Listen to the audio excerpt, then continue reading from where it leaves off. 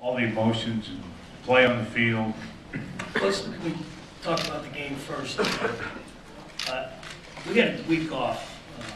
So usually when you have a week off, a lot of times I was worried about that, getting off to a slow start, because when you play an option football team, to duplicate that type of speed and that precision is not easy to do.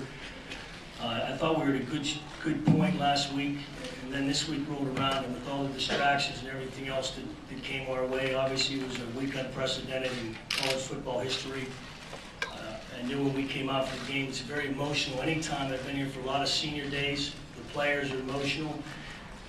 The whole thing was very emotional. The prayer, I thought that the idea of Nebraska to get together midfield was a very special moment for a lot of people. I thought that our fans, as I had asked them to do on Thursday night, to show class and dignity, and they did all day today. There was a crowd, the solidarity for the children, for the victims. I thought it was a touching moment by Penn State in the class that I had asked them to exhibit, and I really didn't have to ask them because I knew they would do it. So the student body came together, the solidarity they did. It was a special moment. We came out, we got off to a little bit of a slow start. We just couldn't sustain it, move the ball, move defense. We were catching.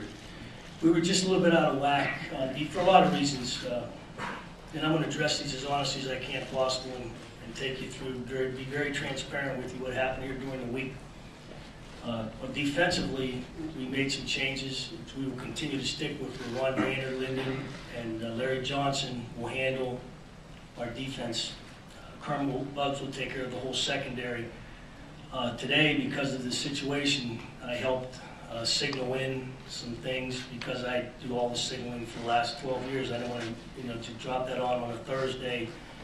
I felt that did call some defenses in the fourth quarter today, but I felt that I usually on Wednesday night when Dr. Harrison calls me is my night to prep, and Thursday's a mental day for me, and I didn't feel that I could do justice to our players and the guys in the defense who worked their tail off for me, and I didn't think it was right that I would be somebody who would not give them the time that they deserve, because they had nothing to do with any of these situations that came up.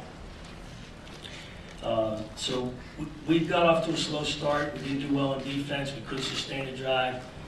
But I was awful proud. We got down 17-0, and they didn't quit. They hung tough. They hung in there together. And, I guess your first time as a coach, you got to make those fourth-down calls, whether to go for them or not. And, 1 for 2. That's good some places, but not today. I really would hope we'd have got that last one. I thought we could have pulled some magic out there at the end. But the team hung tough. They showed a lot of resolve today. I told them once again, hey, the expectations are the expectations. You guys know what we expect of you, so let's get done what we have to do. I told them after the game, let's hang tough. I was proud of them. I told them it was a privilege to coach them. The way they behaved this week, the way they stood up to the test of a lot of different emotions and and outside influences that happened to them. So from here, I'll take your question. I'm sorry about that. That's a long answer. Yeah. Was the decision made on Coach Paterno's getting the game ball? Anything that happens with the team, I leave up to the team.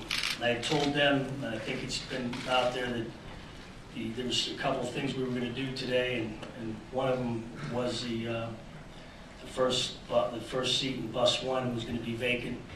So the coach usually sits.